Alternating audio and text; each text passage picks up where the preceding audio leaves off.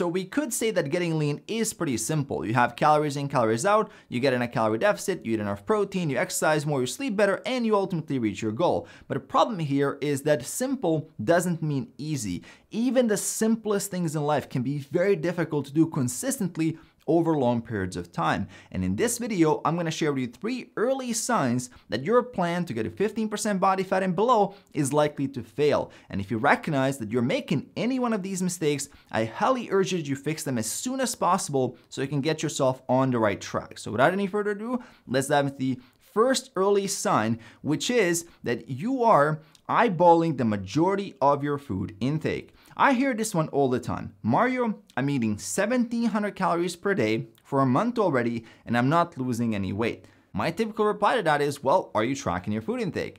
And then you hear the story. Well, I'm not tracking right now. I used to track in the past, but then there's family dinners, there's lunches at work. I couldn't weigh stuff. I didn't know what the ingredients were, so I slowly kind of fell off. But I eat most of the same stuff anyway, so I kind of know what I'm eating, so I don't need to track. And this is coming from someone who's just wasted a month of their life not seeing results.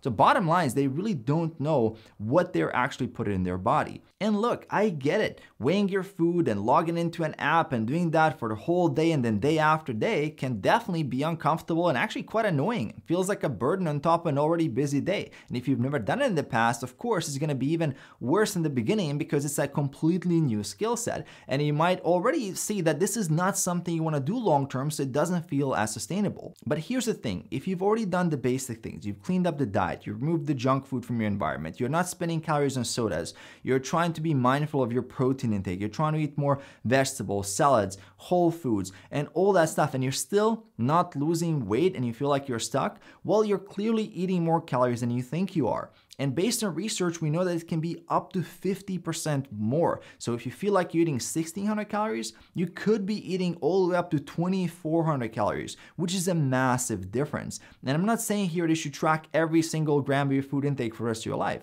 But what I am saying is that in order to avoid wasting a ton of time, that you should take this very, very seriously. On one hand, you have 5 to 10 minutes you could invest in tracking and reaching your goals. On the other hand, you could waste 5 to 6 months of your life that you're never gonna get back and not reach your goals. So my suggestion here is to do a 30-day minimum meticulous tracking and weighing challenge, which means that anything, any gram, ounce, milliliter, whatever food, drink goes into your body, it goes through the kitchen scale first. So everything is tracked and accounted for. Whether you're using MyFitnessPal or Chronometer, it doesn't matter which app, everything is weighed and you're really working on that precision for at least 30 days. And what you're gonna learn here is how to calibrate that intake, where your metabolism is at, how many calories you really need to eat to get that pound or pound and a half of fat loss per week. And if you've never tracked in the past, this is going to be a completely eye-opening experience for you. Most people don't know that a slice of pizza has 300 calories, that a whole pizza is 24 or 2,500 calories,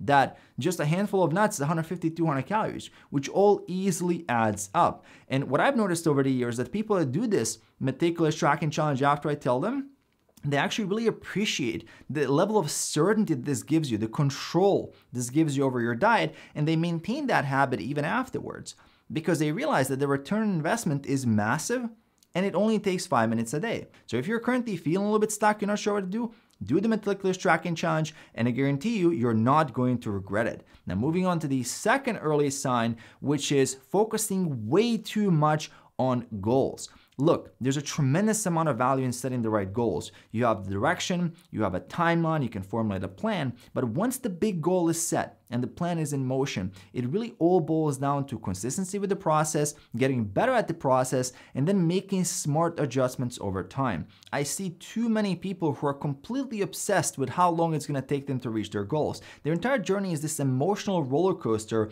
where their confidence and motivation are attached to the number on the scale. If they weigh in a pound heavier, or if they have a slip up, which is a normal part of the journey, they get very frustrated and they start calculating how are they going to be able to reach that 16-week goal in 16 weeks. And if it's not going to be possible because of too many slip ups, they suddenly start questioning the whole process and wondering if it's even worth it. And instead of falling into this goal-obsessed mindset where it's all about the 4 months, the 6 months, I highly urge you to move your attention into the immediate. And how you can do that is by first planning your perfect day, your ideal 24 hours that moves you closer to your goals. Which daily habits are a part of that 24 hours? When do you have your first meal? How much protein do you have for that first meal? Which foods are you going to eat for that first meal to hit your calories and macros? What calories and macros do you have for the whole day? When are you going to do your 7,000 to 10,000 steps? When are you going to get your workout? When are you going to hit the like button?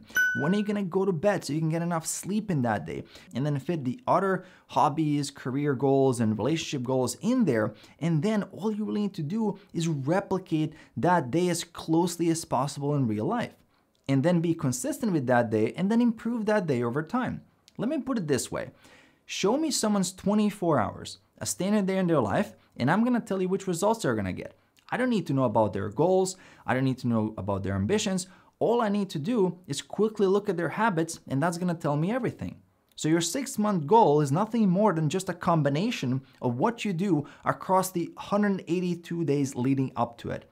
So that's what you should be focusing on, improving your daily actions, taking control of what you can't control, and doing a good job over time, learning, bettering yourself, and you will ultimately get there. Now, the third early sign that you're gonna have a very hard time with your diet to hit 15% body fat and below is that when you fail big, meaning that one cookie turns into a whole bag of cookies. The bag of cookies means the diet is over for the day, means that you now give yourself permission to eat as much junk food as you want because you can restart fresh on Monday.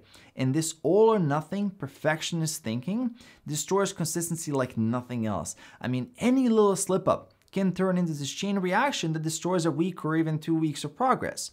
And if you recognize these types of rationalizations on your own journey, it is very important that you cultivate the skills of disputing your own irrational thoughts. Is the diet truly over after you had a couple of cookies or even a whole bag? Well, let's look at the data. If you've had a deficit of 3,500 calories per week, you had a whole bag of cookies, which might be half that deficit, well, you're still going to lose half a pound of fat that week. So you're still on track. But the rational thought goes back to emotion. It catastrophizes the situation. You had a little bit means that everything is over. And this is where it's your job to create that mindfulness and to prevent that from escalating. You need to learn how to fail less. Not fail big, but fail small. And over time, fail smaller and smaller. Because on the scale of diet failure, on one hand, you have a couple of snacks that don't matter. And on the other hand, you have that pizza plus 2 molten lava cakes with a bunch of ice cream on top of that and a bunch of drinks. Well, those are completely different scenarios. It's not the same thing.